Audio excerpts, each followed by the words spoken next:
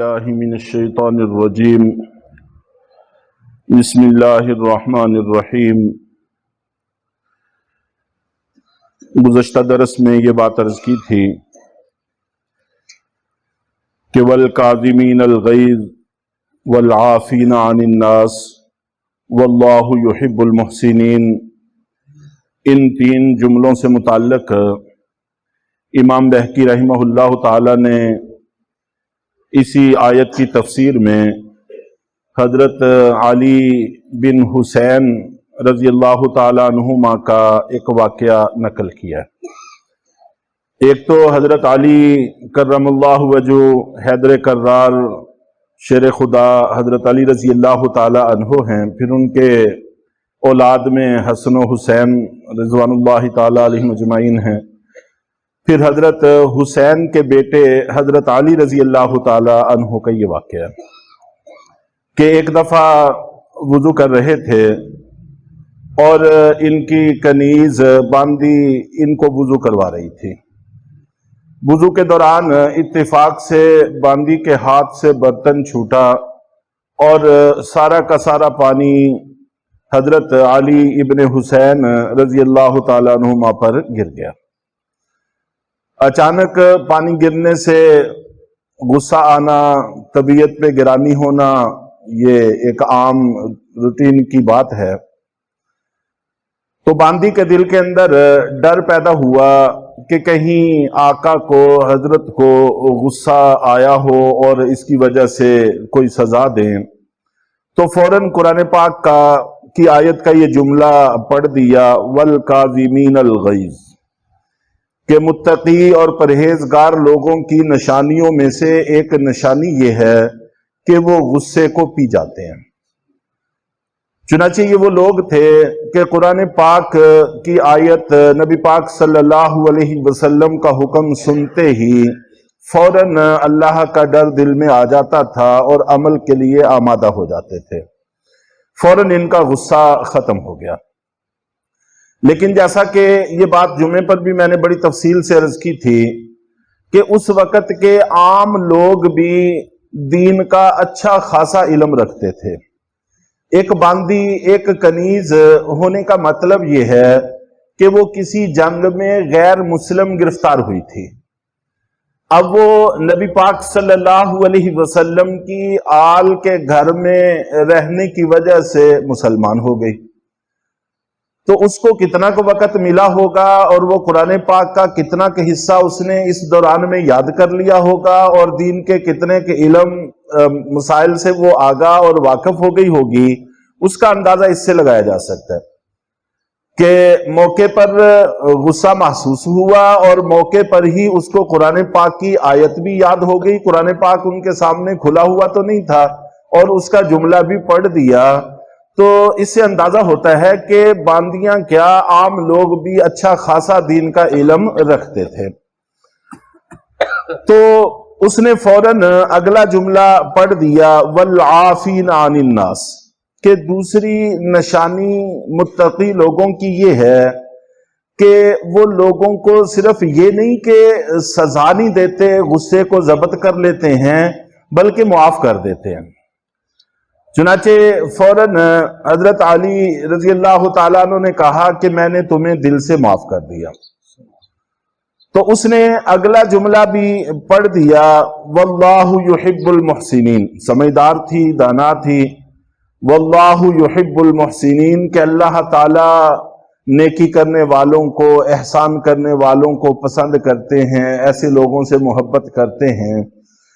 تو حضرت علی ابن حسین رضی اللہ تعالیٰ عنہ نے یہ سنتے ہی کہا کہ ٹھیک ہے، میں نے تجھ کو آزاد کر دیا۔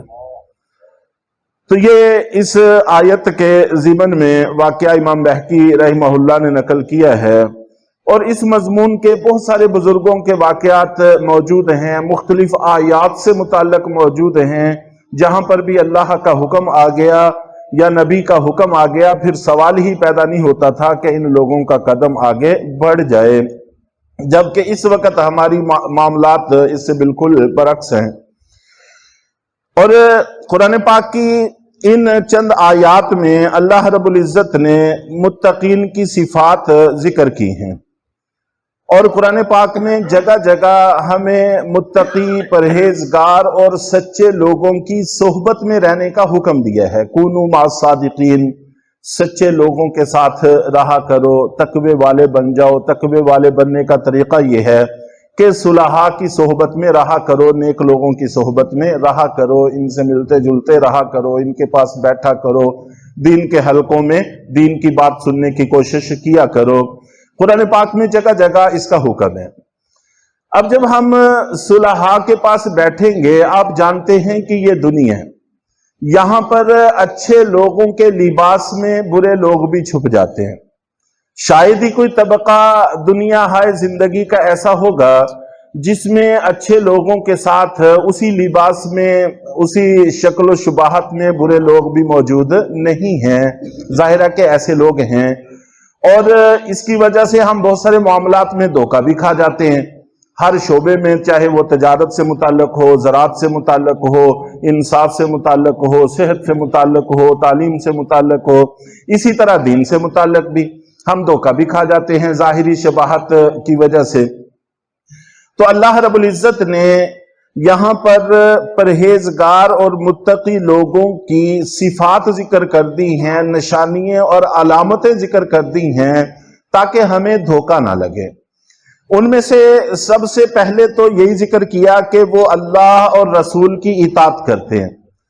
تو صلحاء میں سب سے بڑی نشانی، سب سے بڑی علامت ان کے صلحاء ہونے کی یہ ہے کہ وہ متبع سنت ہوتے ہیں، نبی کے مطیع اور فرما بردار ہوتے ہیں۔ ان کی زندگی کا ایک ایک عمل نبی پاک صلی اللہ علیہ وسلم کے طریقے میں ڈوبا ہوا ہوتا ہے۔ بس اگر اتباع سنت میں کمال حاصل ہے تو وہ ولایت میں کمال اس کو حاصل ہوگا۔ اگر خدا نہ خواستہ اس میں نقص ہے تو پھر سوال ہی پیدا نہیں ہوتا کہ ولایت میں کمال اس کو حاصل ہو۔ جتنے بھی دعوے ہوں، جس طرح کی بھی وہ معاملات ہمیں شعبدہ بازیاں دکھا لیں، اس سے متاثر ہونے کی ضرورت نہیں ہے۔ اور ایسے شعبدہ باز لوگوں کی کمی نہیں ہے، بہت سارے لوگ ہر جگہ پر میسر ہیں۔ مجھے بھی ایک صاحب کہنے لگے کہ ہم آپ کو فلاں جگہ لے کے جاتے ہیں، تو اگر آپ ملتے ہی ان کو نہ زمین پر گر گئے تو بات کرنا۔ میں نے کہا زمین پر گرنے کی بات آپ کر رہے ہیں، میں چھت سے گر کے زمین میں گڑ بھی جاؤں تب بھی میں ماننے کو تیار نہیں ہوں، اس لیے کہ ماننے کا معیار اتباع سنت ہے، وہ نظر آئے گا تو مجھے گرنے کی بھی ضرورت نہیں ہے، اس کے بغیر ہی سمجھ جاؤں گا۔ اور اگر یہ چیز نہیں ہے تو پھر کچھ بھی نہیں ہے۔ اس لیے بہت سارے دھوکے ہوتے ہیں اور بہت سارے چکر ہوتے ہیں۔ ہم جتنے بھی انسان ہیں، ہمارے ساتھ آپ جانتے ہیں کہ ایک شیطان بھی ہوتا ہے۔ اللہ کے نبی صلی اللہ علیہ وسلم کا پاک فرمان ہے، جو بھی بچہ پیدا ہوتا ہے تو اس کے ساتھ ایک شیطان بھی لگ جاتا ہے۔ بلکہ صحابہ کرام نے پوچھا کہ اللہ کے رسول کیا آپ کے ساتھ بھی ہے؟ آپ نے فرمایا ہاں میرے ساتھ بھی ہے، لیکن میرا شیطان مسلمان ہو گیا ہے، وہ مجھ پر ایمان لے آیا ہے، اب وہ بھی مجھے خیر کے علاوہ کچھ نہیں کہتا۔ تو ہم مسلمانوں میں سے کسی کا بھی شیطان مسلمان نہیں ہے، وہ ہمارے ساتھ لگا ہوا ہے۔ جیسے ہم آپس میں ایک دوسرے سے تعلق رکھتے ہیں، محبت رکھتے ہیں اور معاملات ہوتے ہیں، ہم ایک دوسرے کے کام آتے ہیں، اسی طرح وہ بھی ایک جنس ہے۔ شیاطین کی وہ بھی ایک جنس ہے، ان کی بھی آپس میں دوستیاں ہوتی ہیں، ان کے بھی آپس میں مراسم ہوتے ہیں، تعلقات ہوتے ہیں، وہ بھی ایک دوسرے کے کام آتے ہیں۔ تو یہ شعبدہ باز لوگوں کے پاس شیاطین کی مدد سے اس طرح کا ایک علم ہوتا ہے جس کو ہمزاد کا علم کہتے ہیں۔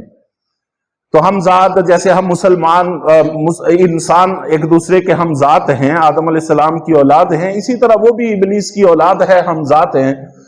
تو وہ آنے والے شخص کی کچھ معلومات اس کے پہنچنے سے پہلے ان کے شیاطین کو فراہم کر دیتے ہیں، اور یہ ان شیاطین کو مختلف الٹے سیدھے کام کر کے خوش کرتے رہتے ہیں، لہذا وہ ان کی مدد کر دیتے ہیں۔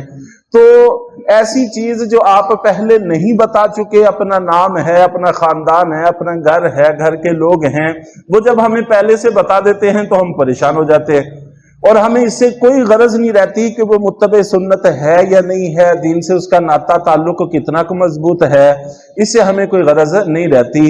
कुछ भी हो जाए, हवा में उड़ के दिखा दे, वो हमें बारिश बरसा के दिखा दे, दज्जाल से बड़ा इस किस्म के करतब दिखाने वाला कौन होगा।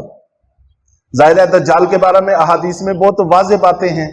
वो हर काम करके दिखाएगा जिसकी हम किसी से तवक्को भी नहीं कर सकते। तो हमारे आबाओ अजदाद को जिंदा करके दिखा देगा, बारिशें बरसा के दिखा देगा, और वो जमीन से खजाने निकाल के दिखा देगा।